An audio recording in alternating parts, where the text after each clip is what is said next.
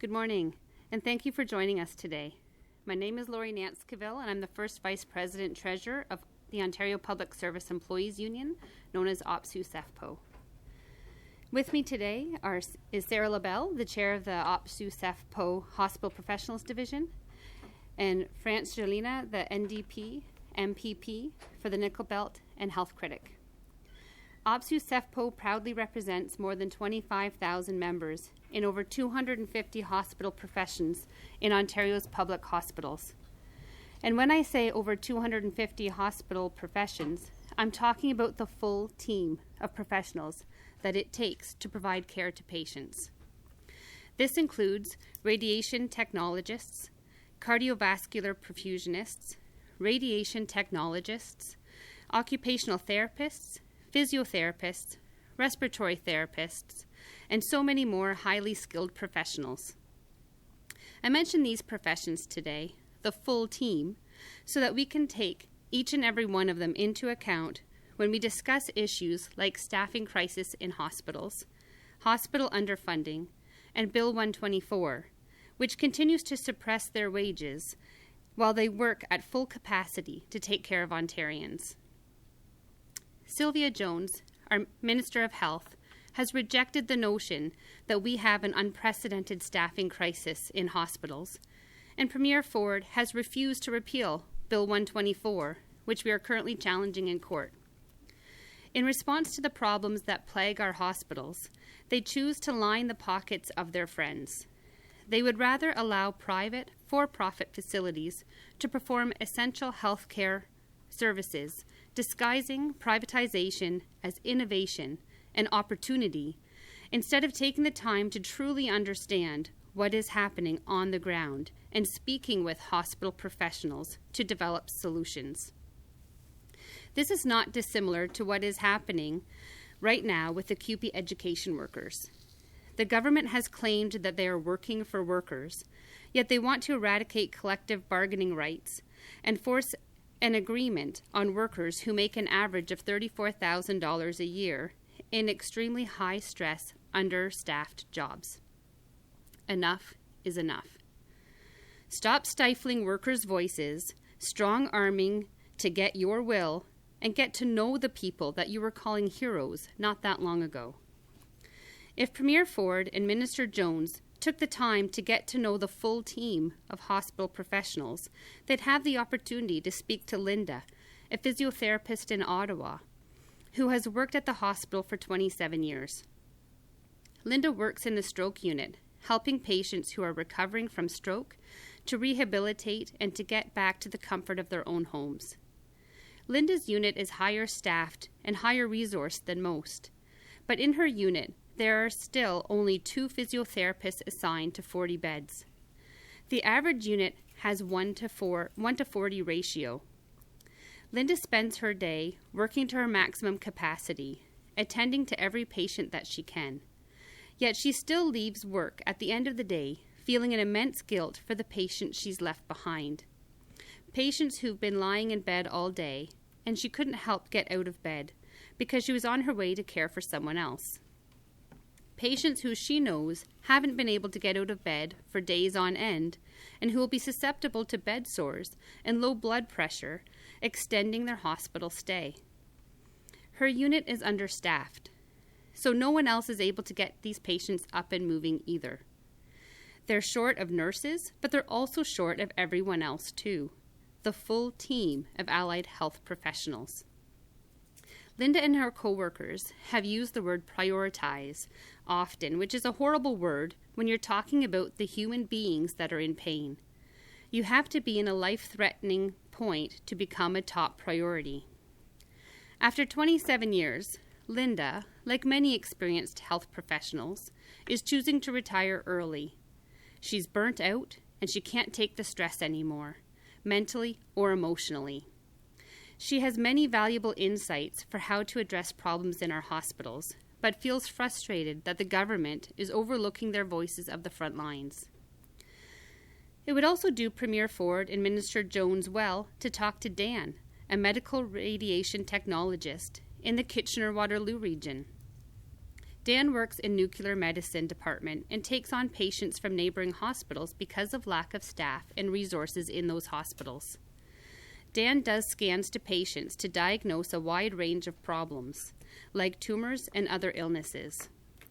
There are sometimes 6-month waiting periods for the scans and tests that Dan's department does. And he works off of 3 general imaging cameras to meet his demands. Cameras that are all considered end of life. Some of these are close to 30 years old. When he asks for new machines to help meet the high demand for these scans, he's told to get in line with the rest of the hospital. Every department has requests for important resources they need to do their jobs, and the budget only goes so far. Dan and his colleagues work late into the evenings and on weekends to catch up on the backlog of tests, some of which only his hospital does and no others in the area. They are understaffed and working to the max with no end in sight. And with how busy the nuclear medicine department is, they don't have much time to talk to patients. The patients they're treating are often having, let's be frank, not the best day. More commonly than not, they're worried, anxious, stressed, sad, frustrated, and scared. Dan wants to take time to talk to patients, many of whom have just lost a spouse or who have been given a cancer diagnosis right before meeting him. He wants to listen to them and to be compassionate and to explain the healthcare process, but there's little to no time to do that and to stay on track with his workload. We talk about patient-centered care, but often it's not patient-centered if the human element is taken out of it. Linda and Dan's experiences echo throughout all of our hospitals, and they are the stories of the hospital professions that work in Ontario. Understaffing, high stress, heavy workloads, long wait times, backlogs, hospital professionals who choose this profession because they care deeply about the people, but they can't work to their full potential because of the lack of resources. We're not going to solve this crisis by signing contract after contract with private for-profit corporations and creating a 2-tiered health system. Premier Ford would be wise to listen to the professionals, those that understand that creating a 2-tiered system does not build capacity. It isn't the solution. It actually exacerbates the staffing crisis and wait times in our public system and worsens patient outcomes. We can solve this crisis by investing in public hospitals and giving hospital professions a voice at the table and a voice in the allocation of the funding. We can solve it by increasing the hospital professional staffing, not only doctors and nurses, but the full team of allied health care professionals. And we can solve it by repealing Bill 124 so that hospital professions are paid wages that reflect the value of the work that they do. I would like to now ask Sara Labelle to speak with you about her experiences both as a healthcare worker and as well the chair of the division. Thank you. Thank you, Laurie. My name is Sara Labelle. I'm the chair of the Hospital Professionals Division, and I'm a medical laboratory technologist by profession. I've been working for over 20 years in healthcare, and most recently at Lakeridge Health, where I've been working for 18 years. Almost 20. Wow. Time flies in a pandemic, right? My experience at work and as the chair of the Hospital Professionals Division has meant that I have been able to talk to frontline healthcare workers across the province in my role as the chair of the Hospital Professionals Division.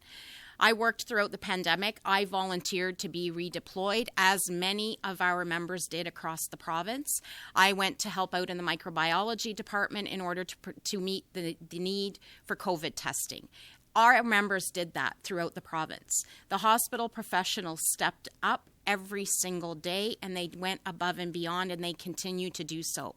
Speech-language pathologists went into our long-term care homes to help out with the patients and the care of the residents in long-term care.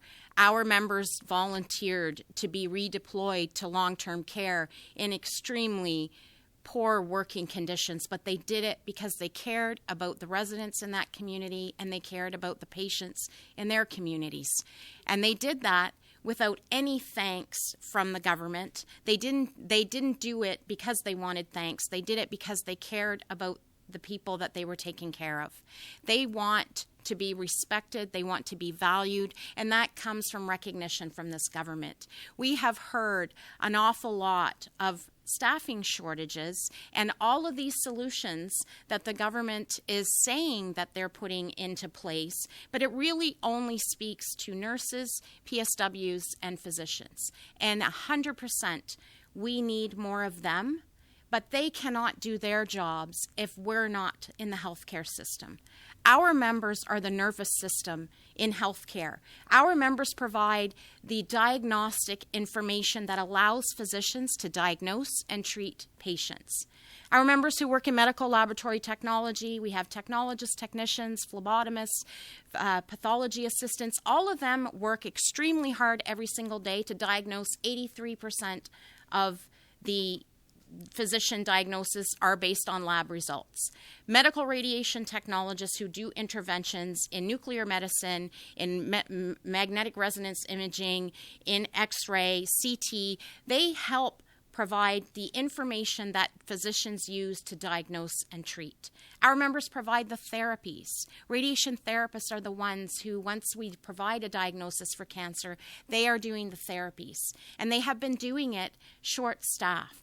They work double shifts. They come in the next morning.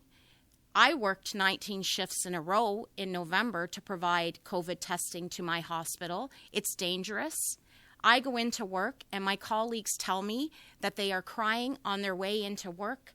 They are breaking down in tears at work. They are crying when they leave. And they are crying not because they can't handle the work that they do. They're crying because they're burnt out. They're crying because they are bearing the brunt and the burden of a pandemic that has hit their colleagues and their coworkers and patients. My worst day in the pandemic, and I did not have a bad day like a respiratory therapist had a bad day, but my worst day was when I did the tests and on a baby that was hours old and the baby was dead.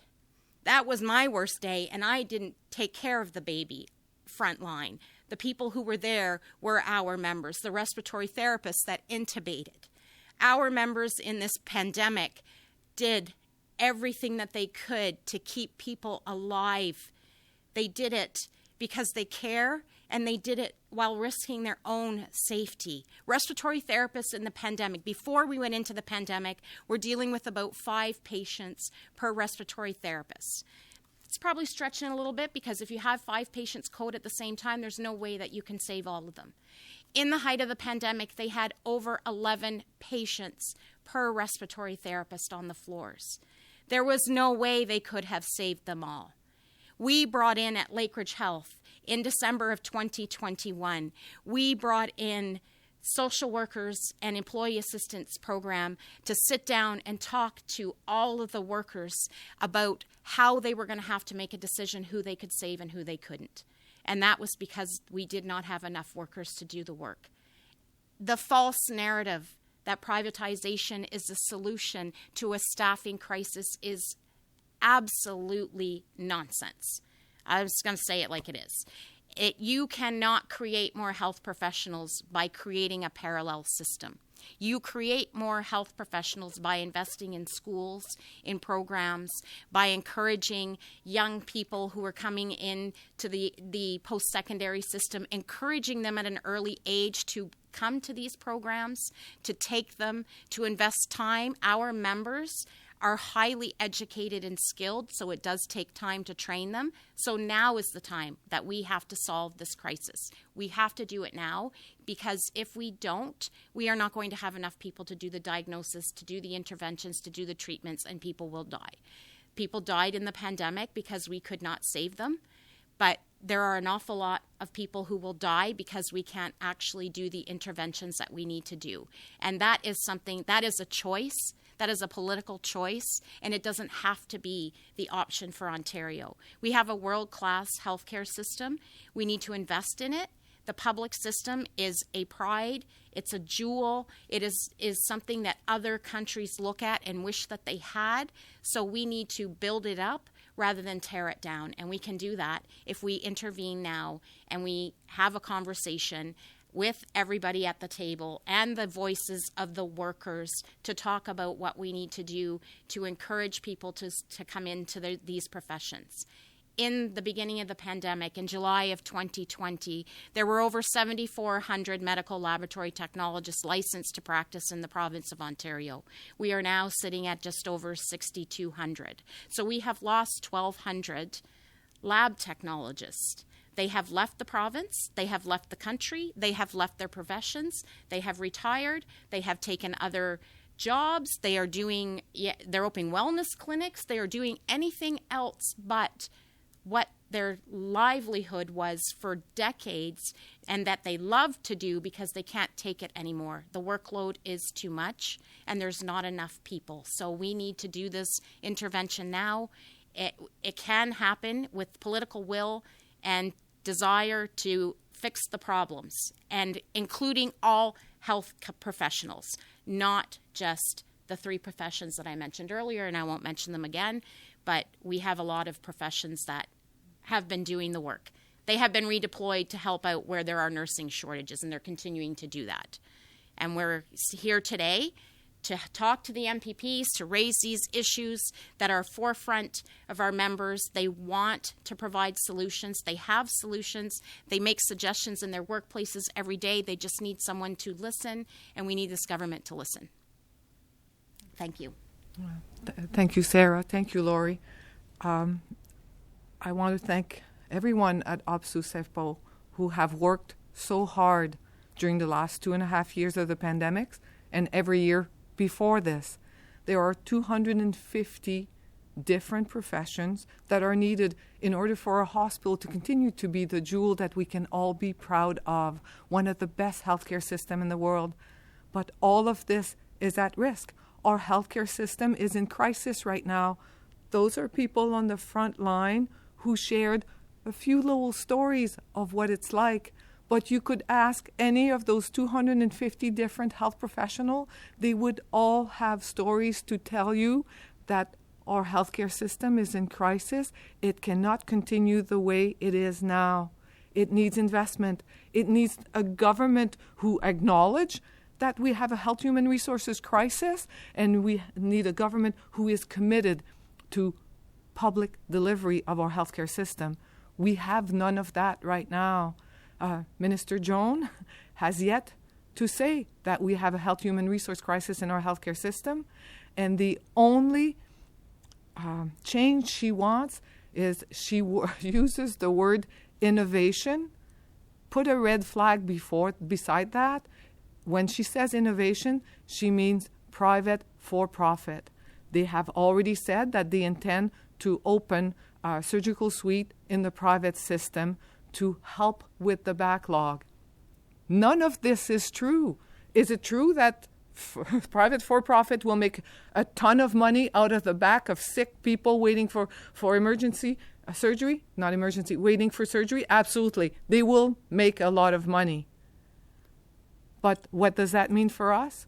It will mean that we will have to pay more because they always find a way to charge you.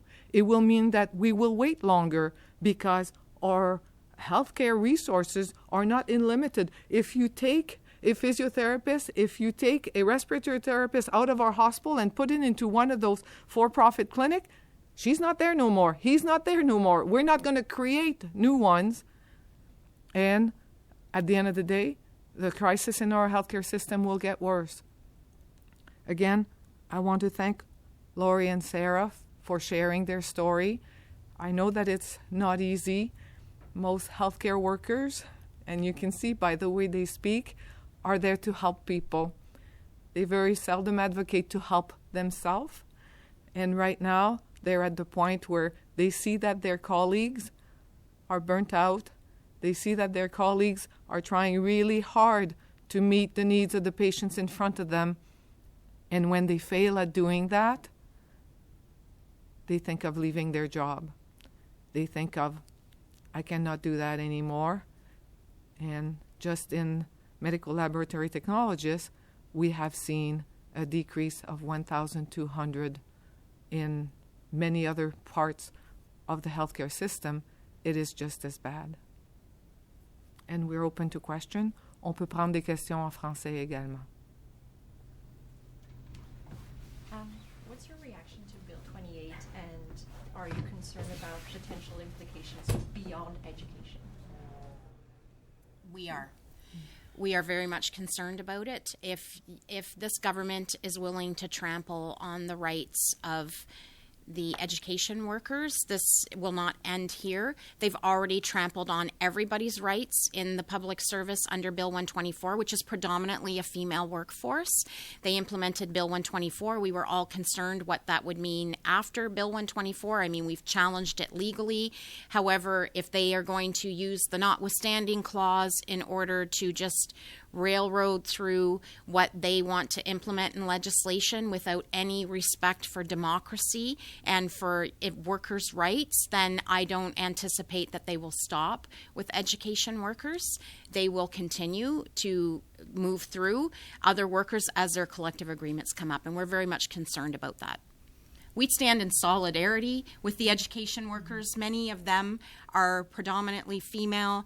They were, low wage. They could not work from home, many of them in the pandemic, because of the nature of the work that they did.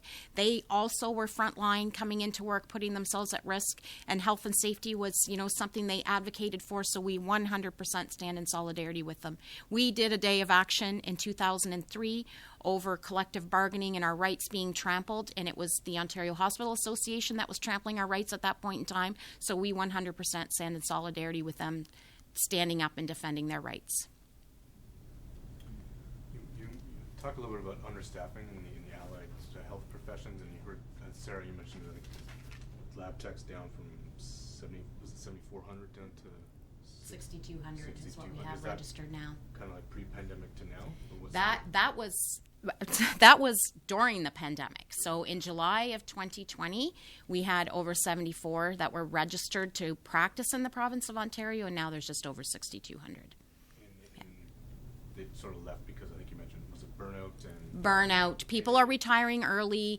People are leaving the province. We had one of my colleagues gave 2 weeks notice, just said, I'm out, moved to BC. She's a traveling technologist. She picks and does contracts here and there. And she bought a trailer, and she's traveling all around BC, and she's living her best life right now. She loves it, and it's quality of life. Right? She was done with the double shifts, coming in early the next morning and working tired, and now she just picks what days she wants to work, and she's traveling around, and BC's beautiful. And I don't know if Laurie or Sarah can answer this, but do you have numbers on some of the other allied health professions? We don't yet. We're working with the different associations to get those numbers. It's harder to track a lot of the other ones because they don't publish that information, and a lot of them don't have an association that has full-time staff. A lot of them have volunteers. So we are working with them, and we're going to put that together, and we'll be releasing that information as soon as we have it for the other professions. Okay. But it seems like it's understaffed, like you're low. We are. So in respiratory therapy, for example, one of my very good friends, her daughter graduated. They moved them through quickly. They were out doing their clinical rotation when the pandemic struck. They fast-tracked them and got them out working, and she was working 3 jobs in the pandemic to help meet the need in the GTA. She was working at 3 different hospitals, and all full-time hours. So they are very short-staffed in respiratory therapy. I know that for sure. Physiotherapy is another one. We're chronically understaffed. We have an aging demographic in medical radiation technology that CIHI released information in 2011 on the aging demographic for medical radiation technology and lab technology, and we're about the same age. So there is going to be a mass exodus in medical radiation technology as well. I can tell you that for all profession as a whole, there are 34,000 jobs open in our hospitals right now for all professions put together. That's helpful.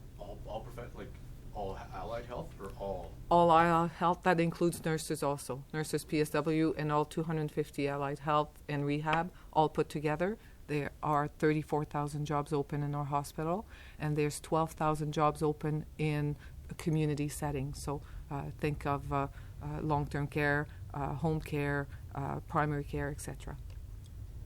Speech-language pathologist prior to the pandemic, it was taking hospitals about 3 years to recruit an SLP for a job in the hospital, and that was before the pandemic.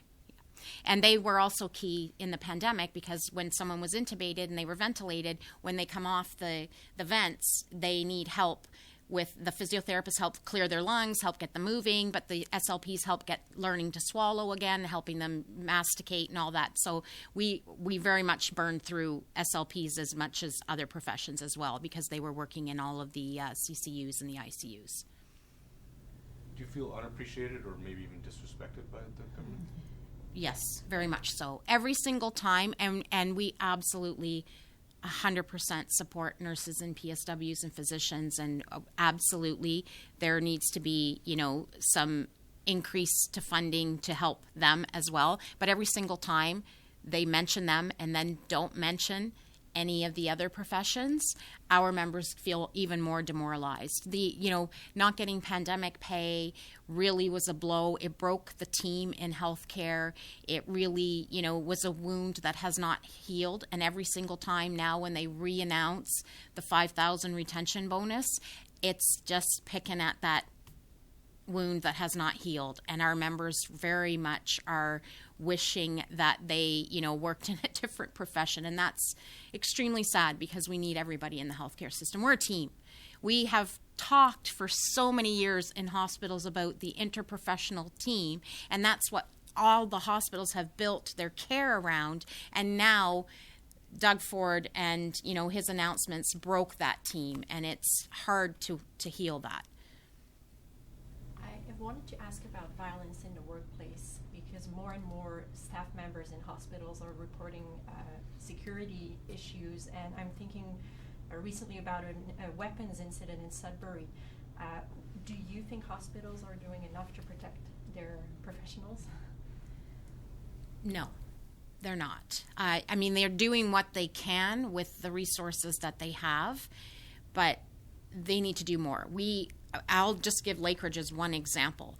We built an emergency department that had doors that did not open properly so that people could get out of the emergency room quick enough. So the doors would open in. Well, if you're dealing with a patient who is violent or a threat, you don't want doors that open in because that is a way that traps someone. You want a door that opens out so you can get out. And so that was one thing. We had to fix that. And so it's just even in the engineering that we do that we're not addressing. We have tons of our members who work alone. They work by themselves on a shift. We had a medical laboratory technologist whose partner came, and he was abusive. She had left her partner. He came in on a night shift, came into the lab, made it all the way into the lab and stabbed her. That was years ago. But that is the reality of our members who work in unsafe working conditions because they work alone. Many, many times. In small hospitals, in departments, they're alone. We have had technologists who have had to deliver blood products to the emerge department, and they've gotten locked and trapped in stairwells, and nobody knew where they were because they work by themselves in a department, and that happens very frequently for many of the professionals. They don't work on a unit a lot of times. They work multiple units, so they're moving through, and they get lost, and they're more at risk of violence when they're, working alone. Et France, si vous voulez commenter en français peut-être, on a entendu récemment à l'hôpital Horizon Santé Nord, il y a eu un incident avec une arme. Puis c'est un exemple parmi d'autres. Qu'est-ce que vous pensez de cette violence dans les hôpitaux? Je te dirais que si tu regardes les temps d'attente, les gens qui se rendent au service d'urgence habituellement sont très malades. Et quand on leur demande d'attendre 20 heures, 36 heures, 55 heures avant de recevoir les soins dont ils ont besoin, on est des êtres humains, ils n'en peuvent plus, ils sont malades, ils sont rendus à l'hôpital. Et là, on les fait attendre. C'est pas la faute de personne. Mais lorsque la première professionnelle de la santé vient leur parler, souvent, ça ne va pas bien. Le patient est fâché et sa colère, ça va être vers cette personne-là. Mais même une fois qu'on a identifié qu'un patient est violent, on va en prendre soin quand même. Un hôpital, ça prend soin de tout le monde, mais tu identifies sur le dossier qu'il est violent. tu penses que le moins qu'on pourrait faire, c'est de s'assurer qu'il y aura toujours 2 personnes qui vont rentrer dans cette chambre-là en même temps, juste pour avoir une protection. Si on sait dans une maison, il y a quelqu'un qui est violent, puis que la police est appelée, il n'y aura jamais un policier tout seul qui va rentrer dans une maison où est-ce qu'il y a de la violence. Il y en a toujours 2. Il y a toujours 2 personnes. À l'hôpital, on sait que parfois, il y a un patient très violent pour toutes sortes de raisons. Il y a les mauvais médicaments, il a commencé de la démence, il a besoin de soins, puis on va le soigner. Mais pourquoi est-ce qu'on n'est pas capable d'offrir aux professionnels de la santé le même niveau de protection que l'on offre à d'autres travailleurs qui font face à de la violence? Et ça, c'est pas là. Les professionnels de la santé le demandent et on n'a pas suffisamment de personnes qui travaillent dans nos hôpitaux pour être capable de les garder en sécurité. Et c'est une grosse raison que les gens partent. Ils ont vécu un événement de violence, ça les traumatise, puis ils disent « Moi, je fais plus ça ». Et peut-être juste en français encore plus généralement sur la crise du personnel, vous avez dit plutôt que le gouvernement ne reconnaît pas formellement ce manque de personnel. Si vous voulez reprendre en français un peu votre propos. On a une crise des ressources humaines dans le domaine de la santé et dans nos hôpitaux. Laurie puis Sara sont ici aujourd'hui pour nous donner des exemples précis de qu'est-ce que ça a l'air, le manque de personnel. On n'a jamais été capable d'avoir la ministre de la Santé admettre qu'on a une crise de ressources humaines dans nos hôpitaux, dans le domaine de la santé. Et quand on leur demande, il faut faire des changements, et encore là, on apporte les changements à faire. Le seul changement qu'elle nous parle, elle utilise le mot « innovation », mais ce n'est pas de l'innovation qu'elle veut faire. L'innovation, pour ce gouvernement-là, c'est la privatisation du système de santé. Ils ont déjà dit que l'on va construire des suites pour faire des chirurgies dans la communauté. J'ai rien contre les soins dans la communauté, c'est bien, mais ça va être des entreprises privées à profit à qui ils vont donner ces contrats-là. Puis ça amène toujours à la même chose. Ça va amener des frais, donc il y a des personnes qui ne seront pas capables d'y avoir accès. Ça va amener des délais plus longs dans le système de santé publique parce que tu prends une physiothérapeute dans l'hôpital puis tu la mets dans une clinique privée, elle n'est plus là et ça va vouloir dire que la crise dans nos hôpitaux va être encore pire.